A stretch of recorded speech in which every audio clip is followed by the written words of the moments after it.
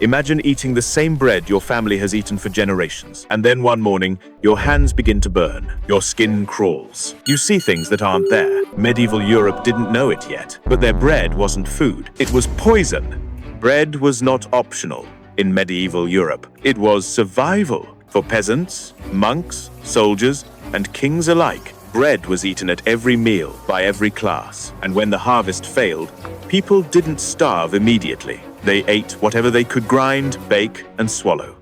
That desperation created one of the deadliest food disasters in European history. It always began the same way. A tingling in the fingers, a strange heat under the skin. At first, people thought it was nothing. Fatigue, hunger, God's will. But the burning didn't stop. Hands turned red, then purple, then black. Toes hardened.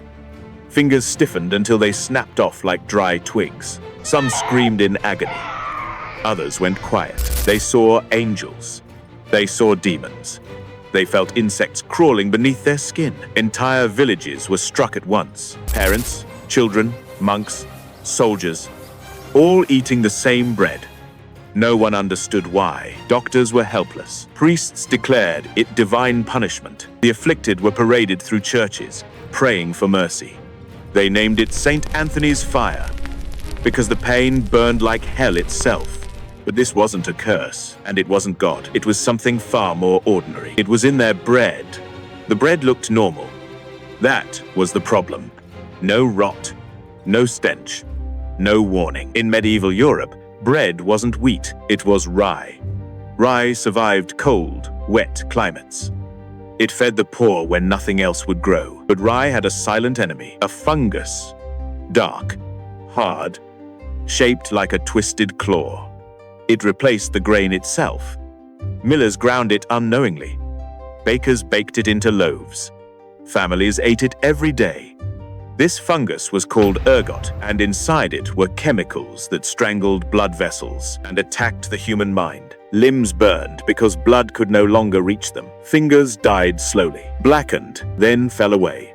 At the same time, the mind unraveled.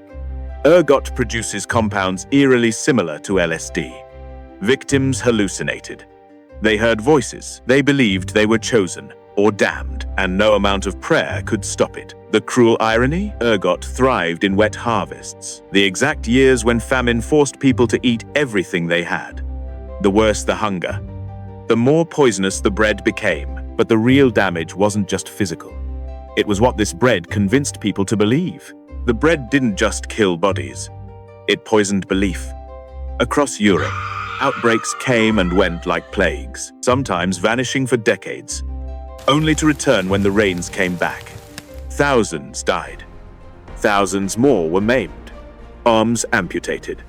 Feet removed to stop the burning. But medieval Europe didn't know about fungi or alkaloids. They knew only guilt, sin, punishment, divine judgment. When people convulsed in the streets, when neighbors screamed about visions and demons, someone had to be blamed, and blame is contagious. Some historians believe ergot poisoning fueled religious hysteria.